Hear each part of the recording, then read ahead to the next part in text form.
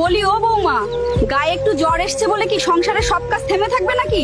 এত নবাবিয়ানা দেখালে তো গরিবের সংসার চলে না। হাত একটু জলদি চালাও, এখনো দুপুরের রান্না বাকি। জি মা, এই তো আমি এক্ষুনি করে দিচ্ছি মা। এগুলো কি? আমি ঘুমিয়েছিলাম, এখনই যাই। এসব কি হচ্ছে এখানে? কাল রাত থেকে ওর শরীরে 103 ডিগ্রি জ্বর, আর এই কনকনে শীতে ওকে দিয়ে ঠান্ডা পানি দিয়ে কাপড় ধোয়াচ্ছ। তোমরা কি মানুষ নও? আরে আমি কি আর সাধে করতে বলেছি? তোর বোনের কলেজের কাপড়গুলি অনেক ময়লা ছিল, তাই বললাম রে বাবা। নিজের মেয়ের জ্বর এলে তাকে দিয়ে কি শীতের সকালে কাপড় কাচাতে মা? নাকি তখন ডাক্তারের কাছে নিয়ে দৌড়াতে মা?